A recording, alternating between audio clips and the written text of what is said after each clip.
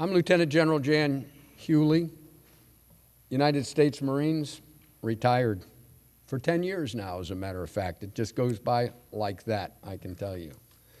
I've been the president and the CEO of the Marines Memorial now since the 1st of November, and I will tell you I'm honored to be here and amongst all of you. Thank you very much for coming, for taking the time out of a Memorial Day weekend and spending it with us. Winston Churchill once said, "If I have to speak for 10 minutes, I need a week to prepare for it. If I'm to speak for an hour, I'm ready right now." Let's hope that I'm ready to speak, but for a short period of time. I thought about, what am I going to talk about? To this august audience, most of you have been there and you've done it, and now we're here to remember those who have gone before us. How do I express my feelings for that? Well, I realized I'm going to pale in comparison to others. So what I did is I went out and I did some research on others who have spoken on this topic far more eloquently than I have. Let me just start by saying this all started back in 1868, and it was called Decoration Day. It began shortly after the Civil War when a general by the name of John A. Logan, a leader of the Northern veterans, called for a nationwide day of remembrance. So it was designated as Decoration Day with the purpose of strewing with flowers or otherwise decorating the graves of comrades who died in defense of their country. One of the speakers there was James Garfield. He was a former Union general at that time and spoke on the first Decoration Day at Arlington National Cemetery. Almost 150 years later, his message about the cost of our liberty, the sanctity of our institutions, and the importance of our national unity seems intended almost for our divisive times. He noted on the solemnity of the occasion by uttering, "I'm oppressed with the sense of the impropriety of uttering words on this occasion. If silence is ever golden, it must be here beside the graves of the 20,000 men whose lives were more significant than speech and whose death was a poem, the music that can never be sung." To foster a spirit of national unity, we would do well to remember Garfield's thoughts on the abiding value of American heroes. I love to believe that no heroic sacrifice is ever lost, that the characters of men are molded and inspired by what their fathers did, that treasured up on the American souls are all the unconscious influences of their deeds. Following his speech, 5,000 people went out and decorated the graves of the 20,000 Union and Confederate soldiers that were buried at Arlington.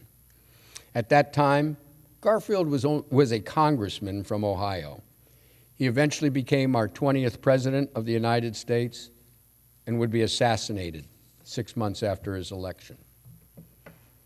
Another one that I would like to quote is Oliver Wendell Holmes. Back in 1884, he was a veteran of the Civil War and delivered an address 2 decades before his appointment to the U.S. Supreme Court in honor of America's fallen in the most devastating conflict. He summed up, showcasing his powerful oratory skills by saying, "But grief is not the end of all. I seem to hear the funeral march becoming a pain. I see beyond the forest the moving banners of a hidden column. Our dead brothers still live for us and bid us think of life, not death, of life to which in their youth they lent the passion and the joy of spring. As I listen to the great chorus of life and joy begins again, and amid the awful orchestra of seen and unseen powers and destinies of good and evil, our trumpets will sound once more a note of daring, hope, and will. He also gave another speech some years later at Harvard University in Boston, Massachusetts. One of his most eloquent lines, I thought, was by simply saying, "The man who commands the attention of his fellows is a man of wealth. Those who have gone before us are certainly women and men of wealth, for they command our attention to this day."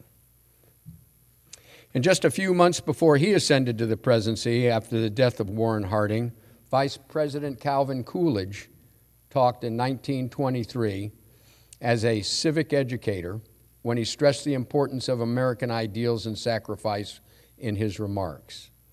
Because he was one of the first who said, "War is not the worst of all evils." He honored America's falling in Memorial Day by saying, "Set the day apart to do honor to all those now gone who made the cause of America their supreme choice." He also quoted John in the Bible when he said, "Greater love hath no man than this, that a man lay down his life for his friends." But perhaps the great orator and communicator, Ronald Reagan, concluded with a very appropriate remark when, just like today, he observed, "Earlier today, with the music that we have heard and with our national anthem." Now, I can't claim I know all the words of all the national anthems in the world, but I don't know of any other that ends with a question and a challenge as ours does. Does that flag still wave, or the land of the free and the home of the brave? This is what we must ask ourselves. It all started out as a tribute to those who fell in the Civil War. 750,000 dead in the Civil War. And that's from a nation that only had a population at the time of 32 million. What a devastating war that was to our nation. Decoration Day, as it was known then, gradually became known as Memorial Day. With the advent of World War I, it was changed to commemorate the American military personnel who died in all wars. It became a federal holiday in 1971. This year, let's view Memorial Day not simply as an opportunity for a long weekend, but as an occasion for reflection on the costliness of liberty. Let's remember the fallen and what was said on that first Decoration Day. Consider this silent assembly of the dead. Voices will forever fill the land like holy benedictions. Let them rest asleep on the nation's heart, entombed in the nation's love. But while they sleep in our nation's love, let us remain awake. For eternal vigilance is really the price of our liberty.